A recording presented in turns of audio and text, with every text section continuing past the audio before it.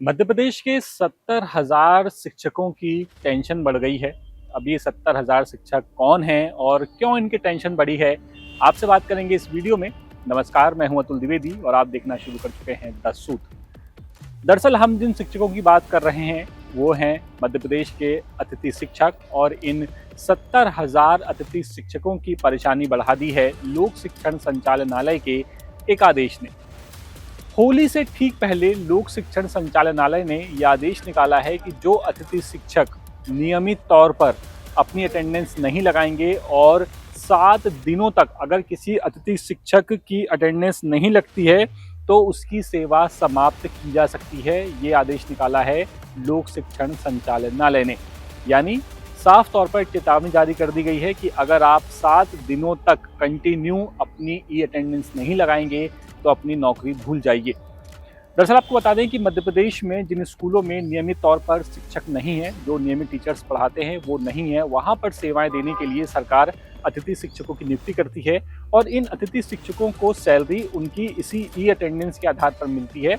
जब वो अपना अटेंडेंस लगाते हैं, कितने दिन उन्होंने काम किया, उसके आधार पर सरकार उनकी सैलरी तय करती है।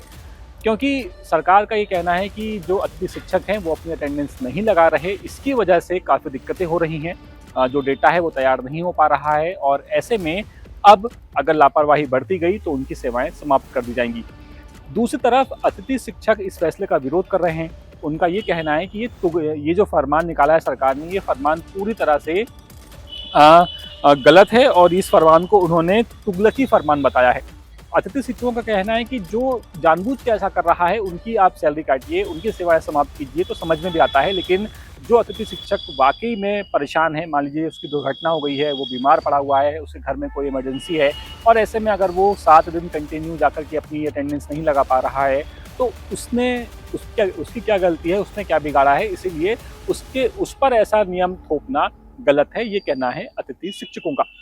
आपको बता दें कि मध्य प्रदेश में ये जो ई अटेंडेंस का मामला है ये फिलहाल हाई कोर्ट में चल रहा है। हाई कोर्ट में सरकार और जो ई अटेंडेंस के विरोध में शिक्षक हैं वो वहाँ पहुँचे हुए थे। कई आरोप लगे, कुछ ने ये तर्क भी दिया कि ई अटेंडेंस का जो ऐप है उसके ज़रिए उनकी निजी सूचनाएं लीक हो रही हैं, बैंक की डिटेल्स लीक हो रही हैं, जिससे उन्हें खतरा है। दूसरी तरफ सरकार ने पहले ही साफ कर दिया हाई कोर्ट में कि ये जो ऐप है ई अटेंडेंस का, इस ऐप में कोई दिक्कत नहीं है, कोई डेटा लीक नहीं हो रहा है और सरकार इस पूरे मामले पर सावधानी बरते हुए है और फिलहाल ये मामला अभी भी हाई कोर्ट में चल रहा है, इस पर अंतिम फैसला आना बाकी है। तो कुल मिलाकर के एक तरफ अतिथि शिक्षकों के लिए सरकार ने रूल निकाल दिया है, 7 दिन अगर ई अटेंडेंस नहीं लगाई तो आपकी सेवा समाप्त कर दी जाएगी, और दूसरी तरफ जो रेगुलर शिक्षक हैं उनके लिए फिलहाल इस तरह का कोई नियम नहीं निकाला गया है, इसीलिए अतिथि शिक्षकों का विरोध और तेज है इस पूरे मामले पर।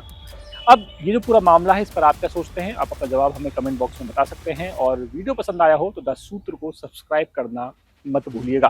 कैमरा पर्सन सईद खान के साथ मैं अतुल द्विवेदी, द सूत्र, भोपाल। लेटेस्ट, इन्वेस्टिगेटिव और इन डेप्थ खबरें देखने के लिए ज्वाइन कीजिए द सूत्र का व्हाट्सएप चैनल, सब्सक्राइब कीजिए यूट्यूब चैनल, लाइक कीजिए फेसबुक पेज और पढ़ते रहिए www.daसूत्र.com।